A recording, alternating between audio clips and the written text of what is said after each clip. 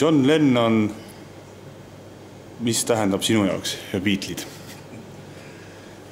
No muidugi tähendab palju, sellepärast, et see kamp on saatnud mind, ma ütleks aastast 1964 ja eks igal ühel tollel ajal, kui me nendest Beatletest suht midagi ei teadnud, peale paari loo, mis ulatusid siia Eestisse ja ma ei tea, esimest plaati ma vist nägin aastal 64, siis igaüks valis endale mõne lemmikuna. Mul oli kaua aastaid, oli lemmikuks John Lennon, ma ei tea mille pärast, kas nime pärast või välimuse pärast aga hiljem ma hakkasin aru saama seda,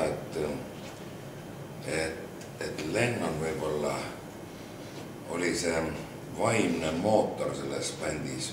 McCartney ilmselt selline teine vaimne mootor, McCartney oma meeletu energiaga püüdes seda bändi kogu aeg turgutada edasi ajada. Lennon, raamatute järgi vähemalt võttes, Lennon pigem oli, ma ei tea, kuidas see kõlab, aga rohkem kui nagu puntsi inimene. McCartney oli võib-olla rohkem selline administratiivne pool, aga see ei kahanda tema loomingulist potentsi üldse. Ja Lennon, ilma Lennonita ma arvan, et Beatlesid ei oleks olnud sellised, kui nad just olid, sellepärast, et ta on kuidagi, tänapäeval öeldakse selle kohta, et crazy, mida see väljend ka ei hõlmaks. Ta oli täiesti crazy vanake. Selles mõttes tänu sellistele tüüpidele kunst sünnibki.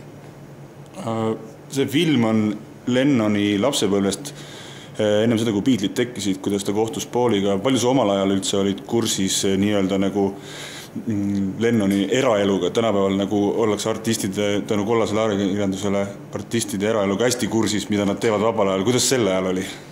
Sa teadsid üldse neist midagi? Mitte midagi ma ei teadnud sellest. Sellepärast, et Nõukogude ajakirjandusest tollal ilmusid küll, ütleme, mingisugused artiklid, kus üks Saksa Demokraatliku Vabariigi ajakirjanik, kellel õnnestus pääseda Lennoni koju, kirjeldas seda kui umbes põrgu esikut, kus on ainult narkootikumid, lärm, mingisugune mõttetu jama. Meie protesteerisime südames selle vastu, et me arvasime, et ansambel, kes teeb nii ilusat muusikat nagu Beatles seda tegi, et ei saa olla mingisugune põrguvürstide seltskond. Nii et meie tegelikult ei ulatunud siin suurt midagi nende eraelust. Muidugi nii kui skandaali oli, ütleme narkootikumidega tõesti oligi, siis seda võimendati, aga midagi head ka ei räägitud nendest, nii et jah, meieni jõudis ka see, et Lennon lahutas esimese abielu ja abielus siis Yokoga.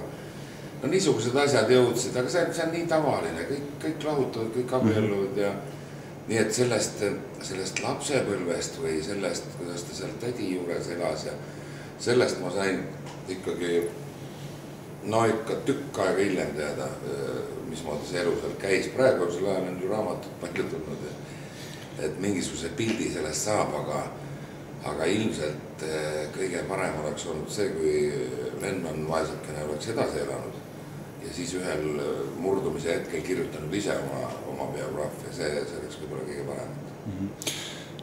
Lennon ja Beatlesid on kindlasti üks mõjuvõimsamaid muusikalisi akte või artiste, ansambleid, heliloojaid läbi aegade üldse planeedil maa olnud.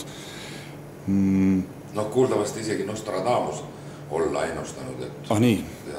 Mis ta ütles?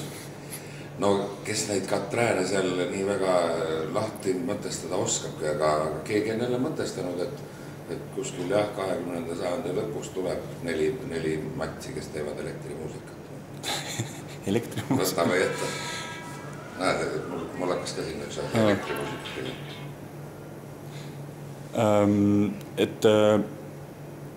Mis sa arvad, kas John Lennoni ütleme siis muusika on selline, millega peaks ka tänapäeval iga, ütleme, mingi noor muusik või ükspuha, kes muusika kokku puutub või olema kindlalt kursis, mida omal ajal Beatlesid on teinud või on see juba jäänud, ütleme, sinna ajastusse, et on uued peale tulnud või peaks ikka olema kursis? No kursis olla oleks viisakas, aga selge on see, et ega siis 50 aastat tagasi tehtud muusikast ei saa kõik olla selline, mis nagu tänapäeval ka läheks tohutult peale, sest Beatlesite esimese otsa lood, mis minu jaoks on väga armsad ja väga tähtsad ja minu elu kujundanud, siis võib-olla need tänapäeva noorele ei ütle suurt mitte midagi, aga ütleme see paremik Lennoni nii-öelda filosoofilistest teostest, seda võiks ikkagi teada, sest see oli suur pauk ja see muusika, kui ta ei püsiks, siis me ei räägiks praegu Lennonist, aga 50 aastat on möödas, ütleme põhimõtteliselt või nii. Ja ta püsib ja ta jääbki püsima, selles mõttes võiks teada küll, sest et me kipume olema üheülbalised, me vaimustume, no näiteks nagu mina vaimustasin rock'n'rollist lapsena, siis sa unustad kõik ära, mis sul seal kõrval on, eks ole. Ja pärast on piinlik, miks ma ei kuulanud seda muusikat, miks ma ei tea džässist nii palju, kui ma oleks tahtnud teada. Ja kõik see värk, nii et see on paratamatus, kui mõnele meeldib, ma ei tea, mis stiilid tänapäeval üldse on neid nii palju, et siis sa võib-olla unustad selle ära, mis on olnud ja paljuski me mõtleme seda, et kui mina sündisin, ütleme siis, kui ma sündisin, siis järelikult enne mind ei toimunud üldse mitte midagi ja nüüd toimub. See on vale arvamus, ma olen ise selle läbi padanud, et võiks teada küll, jah. Nii et ma ei tea, rohkem vist ei olegi midagi, mõtlen. No ma ei tea sellest, ma võin nii palju veel öelda, et kuna ma seda filmi ei ole näinud, eks ole, siis ma olen täiesti puhas leht. Plakat on selline. John Lennoni rääkimata lugu Nowhere Boy. Jah, ma loodan, et see film on hea, sellepärast, et eks pärast mõne inimese surma on alati võimalik seda tema elu ümber kirjutada ja ümber teha nii, nagu režissöör või stsenarist seda tahab. Aga Lennoni lapsepõlv ja noorpõlv, ega seal midagi eriti luuletamist polnud, see oli päris karm ja nende raamatute põhjal ma võiks öelda, et seal on väga palju sarnast meie noorepõlvega, kes me olime suhteliselt vaestes oludes, kasvasime täpselt samuti läbi raginate, kuulasime Luksemburgi raadiot, nii kui see Lennongi seda tegi, täpselt samad mõjutused olid meil rock'n'roll, eks ole, ja kuidagi see kujunemine oli 50-ndatel ja temal pisut varem, eks ole, no aga ikkagi 50-ndatel oli kuskilt otsast väga palju paralleeli võiks tuua, nii et see tõotab olla hea film, ma küll loodan. Suur tänu sulle! Palun!